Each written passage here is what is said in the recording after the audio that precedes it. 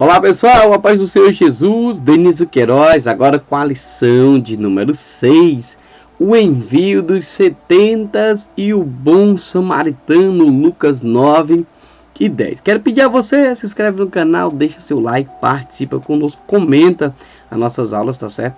Se inscreve aí pessoal, talvez para você uma inscrição não faça a menor diferença, mas para mim vai fazer toda a diferença, tá certo? A minha formação é bacharel em teologia e agora estou fazendo aí pedagogia para trazer o melhor ensino, tá bom? Iniciando a lição de número 6, já falei o tema para vocês, é o envio dos 70 e o bom samaritano, leitura bíblica para estudo, Lucas 10, 25, creio que até o 40, essa é a revista que nós tomamos por base, tá certo? De todas essas aulas, textuário e verdade prática. A isto ele respondeu: amarás o Senhor teu Deus de todo o teu coração, de toda a tua alma, de todas as tuas forças e de todo o teu entendimento. E amarás o teu próximo como a ti mesmo. Lucas 10, 27. Verdade prática. O amor a Deus e ao próximo, recomendado por Jesus, só se torna realidade através da evangelização e discipulado que fazem pelo exemplo de vida, completando com palavras. Ou seja, o nosso exemplo de vida já é um discipulado, já é uma evangelização para as pessoas, tá certo? Então, é um grande testemunho o nosso viver diariamente com Cristo. Então, vamos lá. Nossa introdução. Nos capítulos 9 e 10 de Lucas, Jesus envia seus discípulos com poder e autoridade para expulsar demônios, curar os enfermos e anunciar o reino de Deus. Isso marca o fim de seu ministério na Galileia e o início de sua peregrinação a Jerusalém, passando por Samaria e sendo rejeitado, mas ilustrando seus ensinos com a conhecida história do bom samaritano. São assuntos exclusivos narrados por Lucas, os quais destacamos no nosso estudo de hoje. Quais são esses? Jesus é rejeitado pelos samaritanos, o envio dos 70, retorno alegre dos 70, o bom samaritano visita a Marta e Maria. Ou seja, isso aqui Lucas traz com exclusividade, tá bom? É por isso que é importante nós estudarmos esse evangelho, a qual Lucas escreve, inspirado pelo Espírito Santo de Deus. Nossos pontos: da Galileia para Jerusalém, né? O ponto principal, Jesus em 1070, o bom samaritano, visita a Marta e a Maria. Você olha os pontos em casa para a gente ganhar tempo, tá bom, pessoal? Então vamos lá. Primeiro ponto: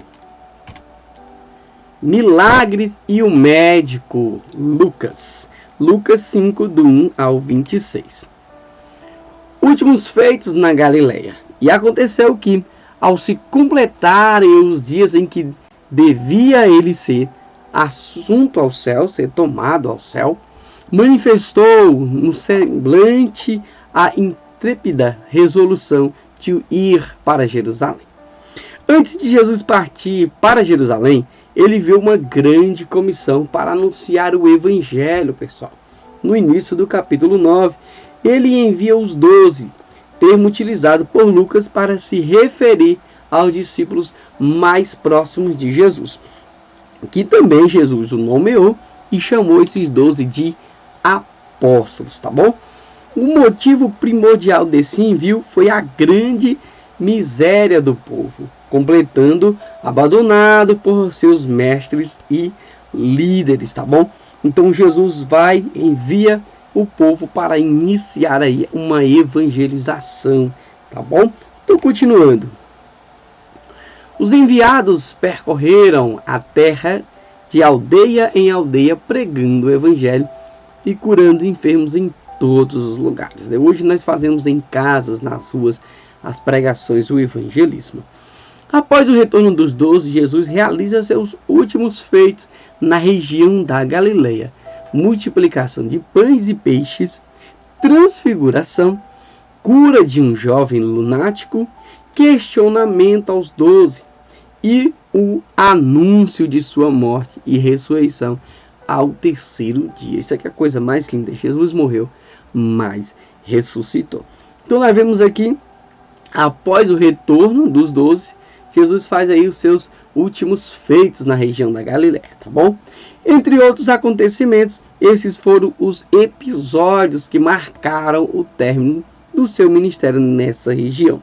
Assim completados os dias para que Jesus fosse levado aos céus, ele decidiu partir rumo a Jerusalém. Ou seja, quando já estava perto da sua morte, da sua crucificação, Jesus decidia ali para Jerusalém, tá bom? Então vamos lá, esse é o ponto 1, vamos para o nosso ponto número 2. A grande comissão.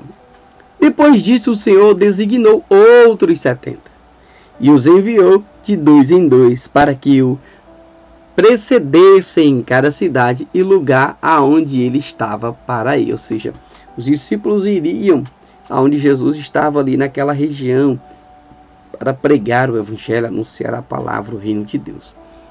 Além de o caminho até Jerusalém ser longo, a missão de Jesus era grande. Por isso, foi necessária uma estratégia para alcançar o objetivo com excelência.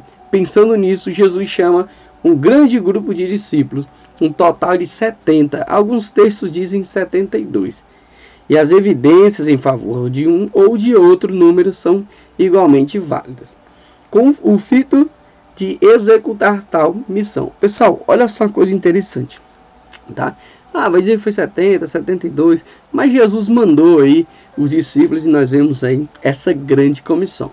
O que nos chama a atenção é que Jesus, para alcançar o objetivo com excelência, ele teve aí uma estratégia, tá certo? Então o Senhor Deus é que nos dá as estratégias para nós alcançarmos as pessoas. Não é estratégia humana que vai alcançar vidas, não. É o próprio Senhor nos mostra a forma que nós devemos evangelizar para alcançar as vidas. Porque um planta, outro rega, mas quem dá o crescimento é o Senhor, tá bom? Continuando.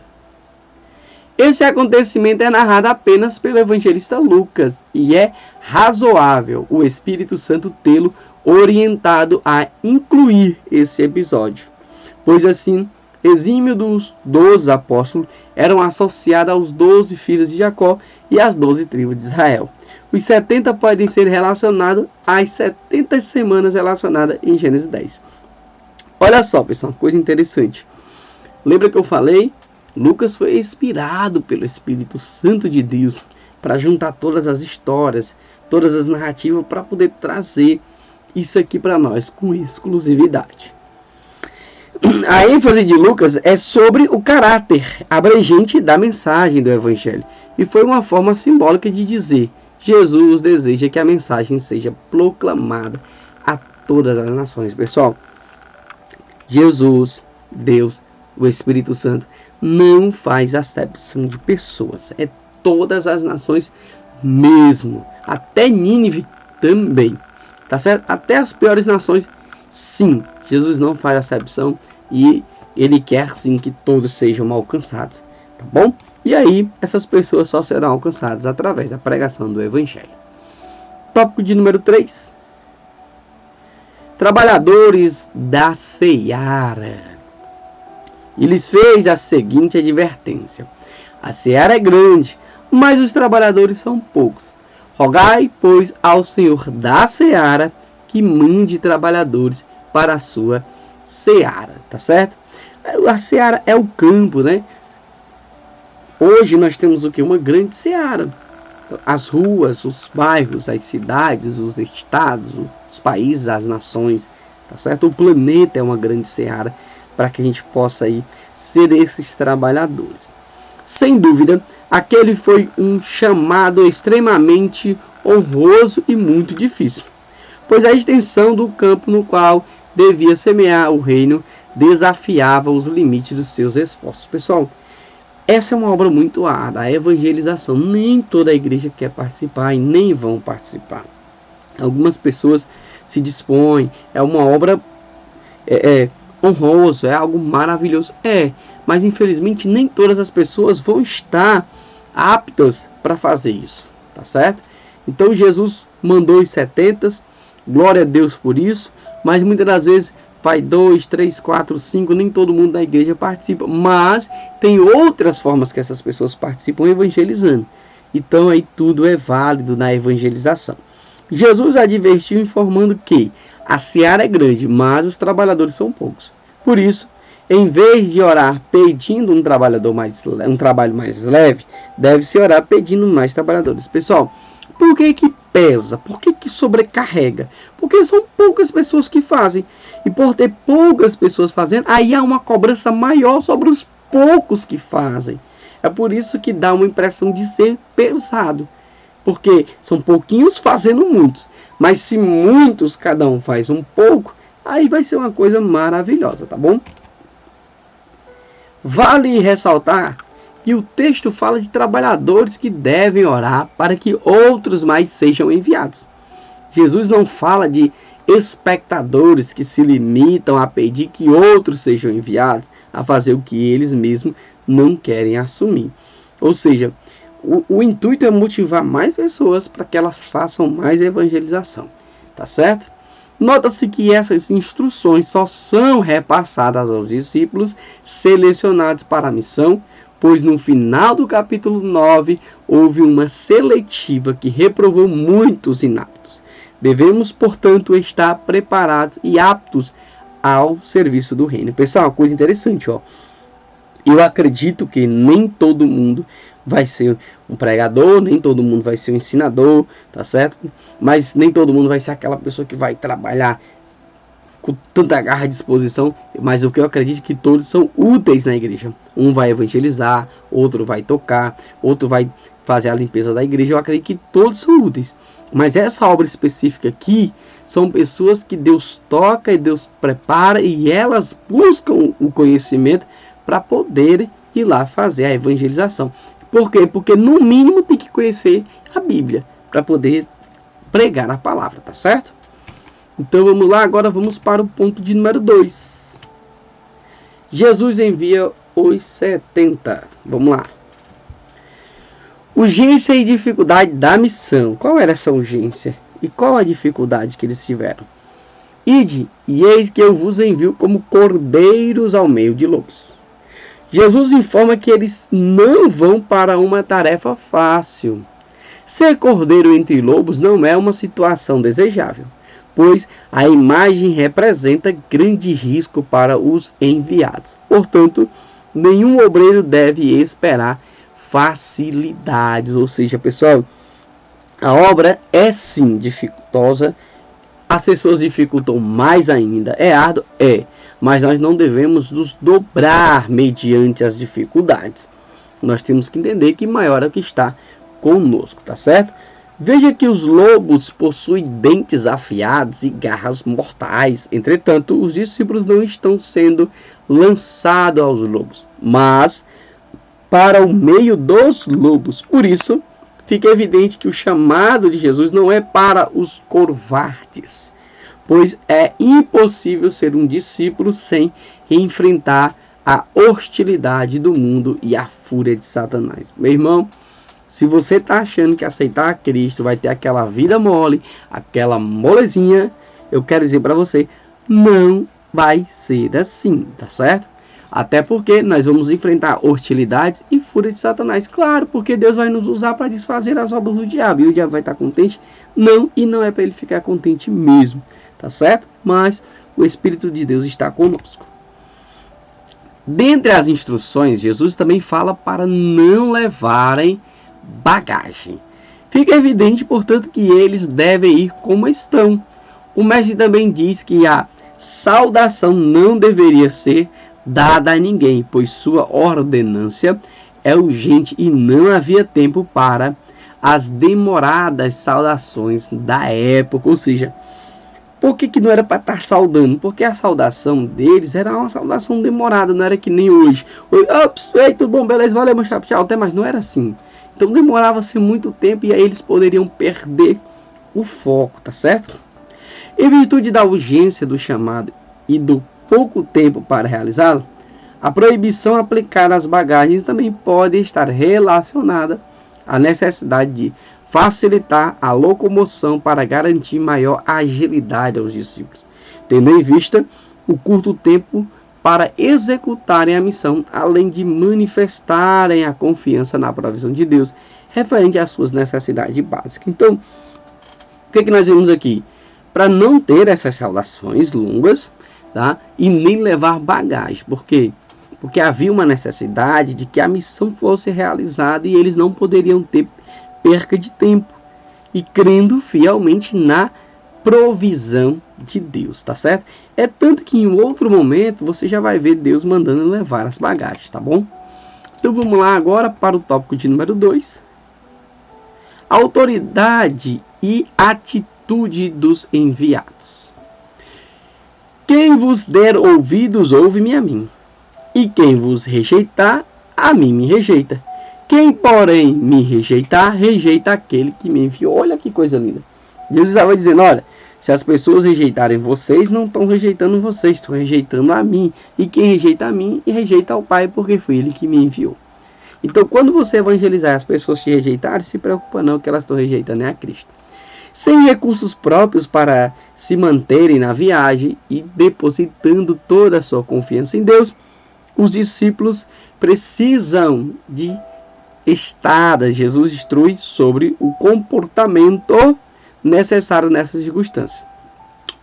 Estadia, né? O que os discípulos precisavam, pessoal? De uma estadia, tá faltando a letra ali. Então o que eles precisavam? Onde é que vão dormir, repousar? Mas Jesus aí já sabia da necessidade em todas as circunstâncias. Sobre a missão nas casas, eles deveriam cumprimentar os moradores com uma saudação de paz, prática muito importante no protocolo social judaico, pois ela pretendia o que? Comunicar a bênção. Que a paz do Senhor esteja convosco, que a paz do Senhor esteja neste lar, tá bom? Essa é uma frase até usada hoje nos evangelismos nos lares. Além disso, os discípulos são enviados numa missão, com uma mensagem da parte do príncipe da paz. Jesus deixa claro que a paz nunca faltará, ou seja, muitas vezes nos faltam recursos, mas a paz sempre estará convosco. Sobre a missão nas cidades, Hernandes Dias Lopes destaca 3 verdades. Cara, esse cara é muito incrível, Hernandes Dias Lopes, livros maravilhosos, tá certo? Eu indico a vocês. O anúncio da chegada do reino de Deus, com ênfase no pouco tempo para os que buscavam, a rejeição do evangelho e suas consequências, a declaração de que Jesus era a única fonte da autoridade que exercia. Então, Hernandes Dias Lopes faz essa citação. Portanto, rejeitar o obreiro é rejeitar aquele que o enviou. E rejeitar a Jesus é rejeitar ao próprio Pai, que por amor o enviou ao mundo. Depois eu vou fazer um vídeo aqui, pessoal, falando sobre o obreiro, para que as pessoas possam entender, tá? Falando sobre a escala hierárquica e tudo mais. Depois eu vou fazer um vídeo bem bacana aqui, tá bom? Então vamos lá, continuando. Tópico 3. Missão cumprida com alegria. Então regressaram os 70, possuídos de alegria, dizendo: Senhor, os próprios demônios se nos submetem pelo teu nome.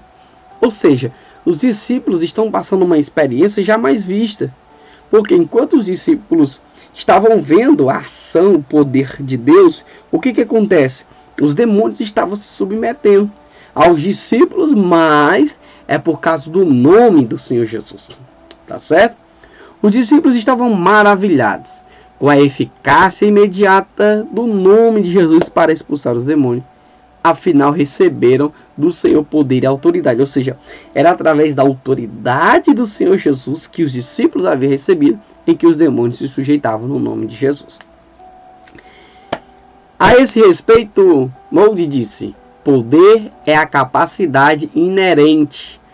A autoridade, o direito de exercitá-la logo. Os discípulos receberam de Jesus a capacidade e o direito de exercitar tais feitos, dos quais ficaram maravilhados. Antes de Jesus expressar sua aprovação, eles o advertem acerca de sentimentos que poderiam ocasionar a queda deles, soberba e orgulho. Olha só. Então aí, Deus nos dá autoridade e nos dá o direito de exercer essa autoridade no nome de Jesus. Para ilustrar o perigo desse sentimento, o Senhor revela que viu Satanás cair do céu como um relâmpago por causa da soberba. Jesus adverte para não se alegrarem apenas com suas vitórias, mas principalmente por terem seus nomes arrolados no céu. Esse verbo significa foram arrolados e continua arrolados. Ou seja, trata-se de uma garantia de pertencimento permanente e vigilante a uma cidade eterna no reino de Deus. Pessoal, os discípulos se alegraram vendo os feitos, as curas, os milagres, os demônios se sujeitando. Mas Jesus traz uma advertência: olha, não é só sobre isso que vocês devem se alegrar, mas alegrai-vos porque o nome de vocês está lá no céu. E é isso que nós temos que nos alegrar, tá certo? Porque a esperança é a vinda de Jesus para nos levar para o céu de glória. Então esses sinais vão seguir os que crerem, como a Bíblia diz, e os sinais seguirão aos que crerem. No nome de Jesus nós vamos expulsar demônio, colocar a mão sobre os enfermos, eles serão curados. Se beber alguma coisa mortífera, aí nós não sofreremos mal algum, tá bom? Jesus se mostra feliz porque a compreensão do Evangelho não depende da capacidade naturais ou níveis de instrução.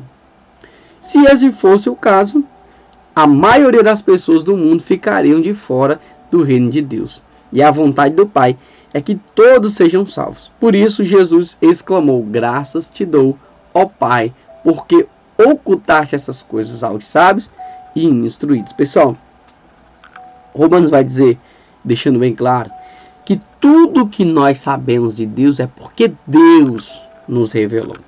Não é porque de mim mesmo eu tenho um entendimento de Deus, não.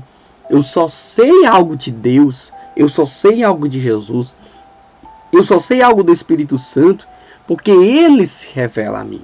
Então isso também é da mesma forma para com você.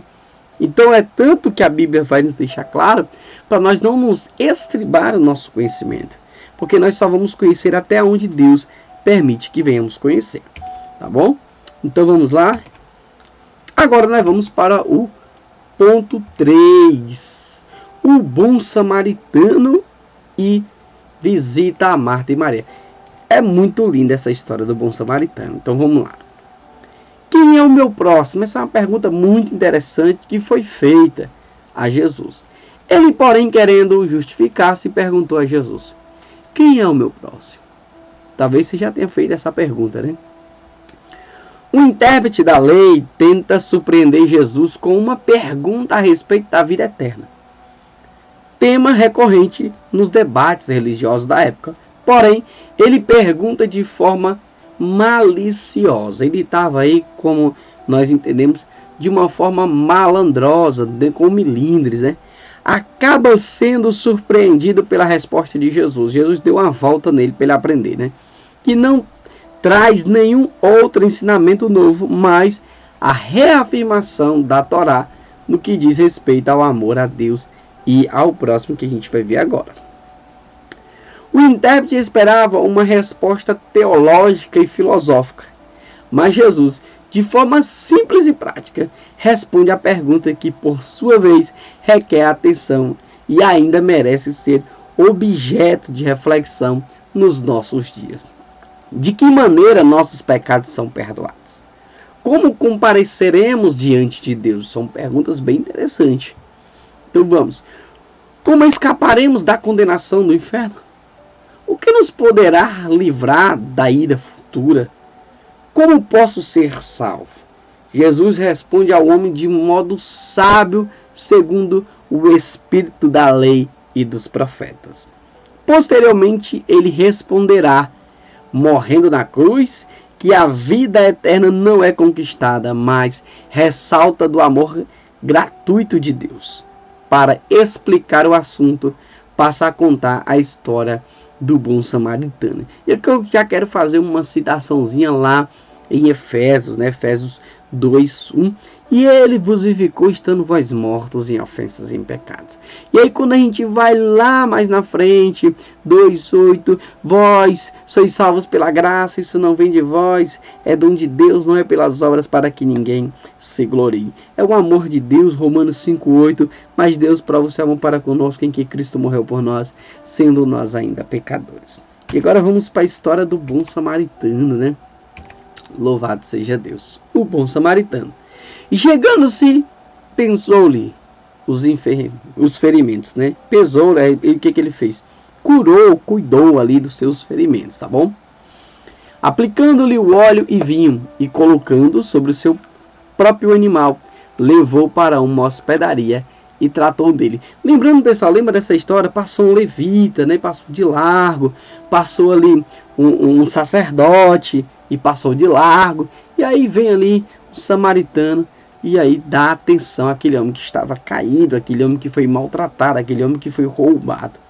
Lembremos que uma aldeia inteira dos samaritanos foi hostil e não hospedou Jesus quando sua viagem para Jerusalém, o que levou os discípulos a proporem que viesse fogo do céu e destruísse a todos, né? Os discípulos se revoltam e pedem para que o Senhor mande fogo do céu e consuma, e Jesus vai dizer: não, meu filho, não é assim não, vai com calma. Jesus não só repreendeu Tiago e João, como não desistiu de cumprir sua missão com os samaritanos, valorizando-os ao contar a linda história do bom samaritano, que Lucas registra com exclusividade. Com exclusividade. Embora não citado por Lucas, é impossível não lembrar da mulher samaritana. Então Lucas ele cita, né, o bom samaritano, mas não cita ali, tá, a mulher samaritana lá, como nós vemos João fazendo essa citação 4 aí do 1 ao 29, uma história muito linda também. Essa parábola narrada por Jesus não visa afirmar que o samaritano pudesse alcançar a salvação através de sua orientação amorosa e de sua bondade. Não é pelas práticas que realizamos que obteremos a salvação. Não. A salvação é através de Cristo Jesus, que é o único mediador entre Deus e o homem. Mas as práticas boas, Cristo ele coloca em nós um espírito de excelência para que venhamos praticar, para que venhamos ter boas obras. Aqui está em discussão tão somente a segunda pergunta que o professor da lei havia feito. Era a pergunta: quem é o meu próximo? Jesus mostra ao mestre da lei que uma pessoa sincera soluciona essa questão descrita por ele mesmo como tão complexa. O samaritano tinha por conta a própria sabedoria que os rabinos não haviam encontrado, que eles haviam perdido em suas análises teológicas, pois não entendiam que enquanto o coração sem amor pergunta: quem é o meu próximo? O coração amoroso age, moído por outra questão, de quem posso ser o próximo. Ou seja, o bom samaritano não foi perguntar quem era meu próximo, se aquela pessoa que estava caída no chão ou não era da família. Não, ele simplesmente, dentro dessa parábola, Jesus mostra que o bom samaritano foi lá, cuidou, levou para a hospedaria, deixou lá e disse: olha, o que for preciso para pagar, para que essa pessoa esteja bem, quando eu voltar da viagem eu pago. Ou seja, isso é um amor, sem estar preocupado com o retorno. E tem muitas pessoas que ajudam as outras pensando no retorno, mas Cristo não ensina assim, tá bom? Ponto 3, a escolha de Marta e a de Maria. Maria, pois, escolheu a boa parte, e esta não será tirada. Jesus hospedou-se na casa de Marta e Maria. O evangelista Lucas menciona Maria aos pés de Jesus, ouvindo seus ensinamentos, o que deixou Marta inquieta, pois ela estava ocupada. Lá está Maria aos pés de Jesus, ouvindo a palavra, e Marta estava lá o quê? Varrendo a casa, lavando a louça, com as preocupações diárias. Tá certo? O perespato, o que quer dizer isso? Distraída, sobrecarregada, preparando um banquete para Jesus enquanto sua irmã continuava sentada.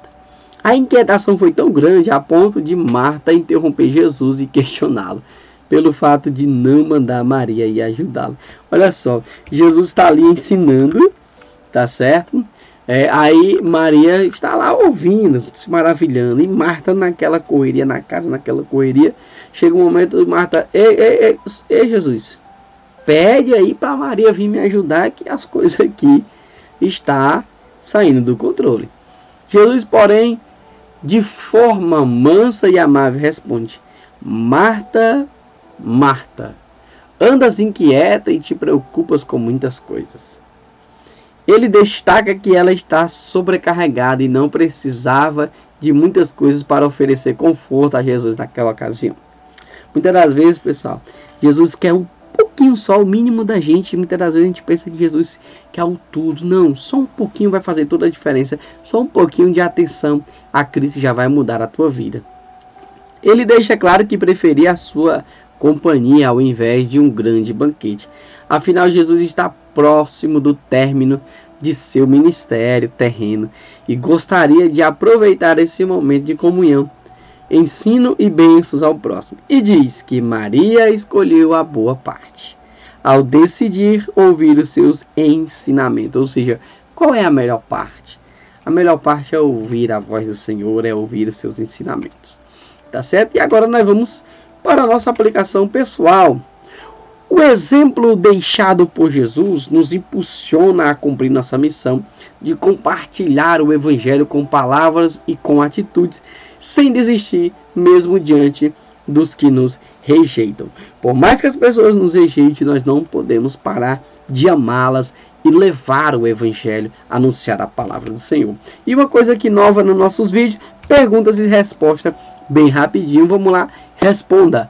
O que fez Jesus antes de partir para Jerusalém?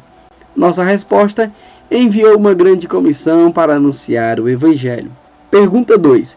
Por que Cristo ordenou aos discípulos que não levassem bagagem para a viagem missionária? Resposta: para facilitar a locomoção. Quais foram as escolhas de Marta e Maria ante a presença de Jesus? Resposta: Maria escolheu ouvir os ensinamentos de Cristo e Marta os afazeres domésticos. Olha só, pessoal, e por aqui terminamos a nossa aula. Que Deus em Cristo Jesus abençoe e vos guarde, e até a lição de número 7, se o Senhor nos permitir.